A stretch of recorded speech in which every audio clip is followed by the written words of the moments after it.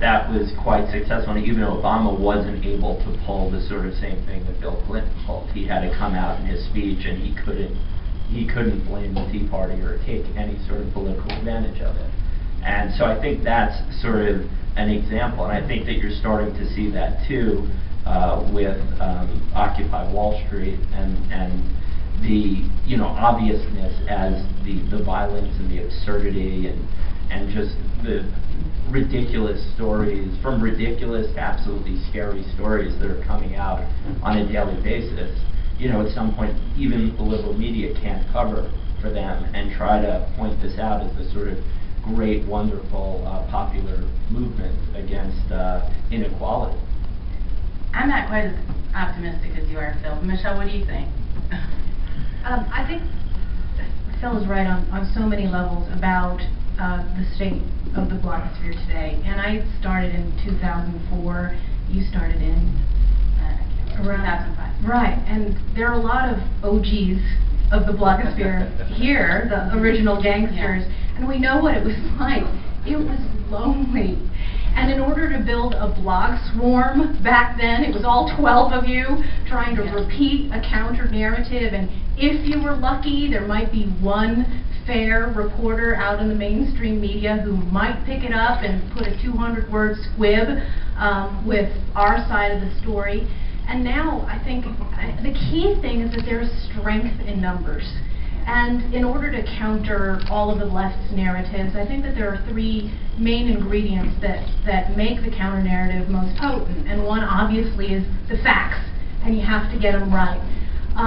Flair, a sense of storytelling that's going to be able to match what the left really does so well. You've got all of these people who've been steeped in English and humanities departments on college campuses.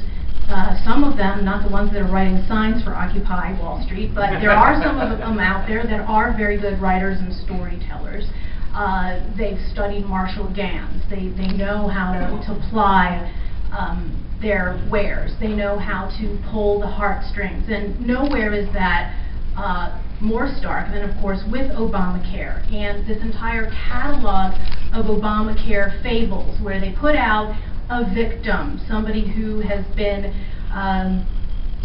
robbed of their health or their lives by the evil insurers. And this is such a potent storyline.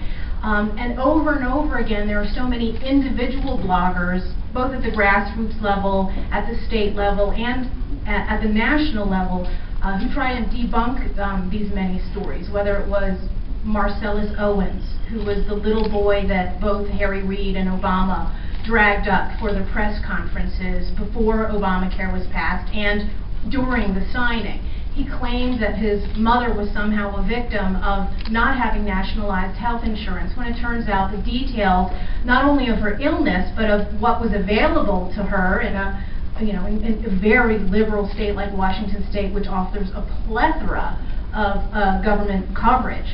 And it's frustrating sometimes when your story doesn't get picked up, and obviously I have a little bit more clout than some other bloggers, but a lot of times I feel like I'm back in 2004 when you feel like you're a voice in the wind.